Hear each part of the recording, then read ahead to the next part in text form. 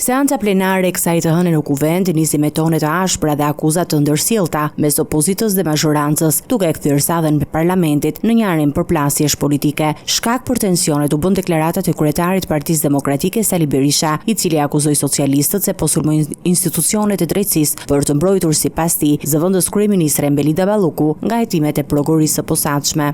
Ky parlament kryen grushtin e shtetit, hedh poshtë kërkesën e prokurorisë për arrestimin e delinkuentes Lubi Balluku.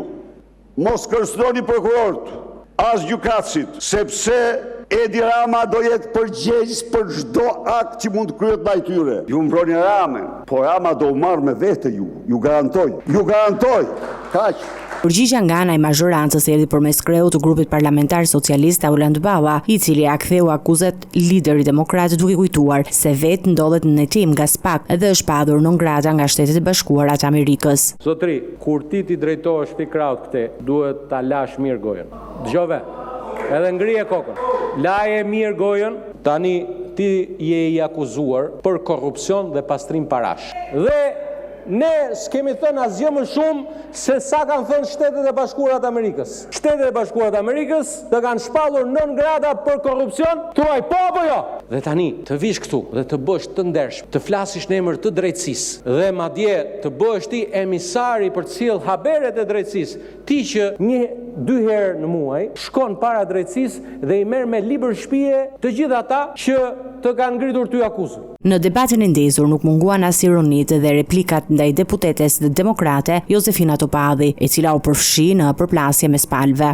Ti Josefin, të lutem, mos u bëj sikur dhem shpirti për Saliun, se në 2021 kemi bashkëpunuar bashkë kundër Saliut, sa për korrektesë, që të lutem, këtë pjesën ma kurse pak. Llogarit, vetëm se ti na dole huq fare, se menoja që do merren një vot Shkodër, po e di si dolen Shkodër Josefin, siç dolen diasporë. Në kundërpërgjigje Topadhi holli poshtë çdo insinuat për bashkëpunim me socialistët, duke theksuar se nuk ka pasur asnjëherë takime të fshehta dhe as marrëveshje politike, veçanërisht gjatë zgjedhjeve parlamentare të vitit 2021. Është e njohur publike që unë në 21-shin kam kriju një lëvizje. Unë ishe një vit përpara nën kryetare e Partisë Demokratike dhe vura re se në krye të Partisë Demokratike ishte njëri të cilin ju e kontrolloshit në çdo lëvizje dhe e majmoshit her mas here atë familjen e tij. Nuk të kam taku kur një jetën time, po ke taku Lulzim Bashën në mënyrë të fshehtë. Pranoj merre me vete atë dhe mos ma drejto mua. Dakor? Debati vijoi me akuzat të ndërsjellta edhe nga deputetët të tjerë të opozitës, të cilët kërkuajnë që mazhoranca të mos bëhet sipas tyre pengesë për vendimet dhe hetimet e SPAK-ut. Nga ana tjetër, socialistët theksuan se çdo veprim institucional është në zbatim të kushtetutës dhe ligjit, duke mohuar ndërhyrje në drejtësi dhe duke akuzuar opozitën për retorik politike.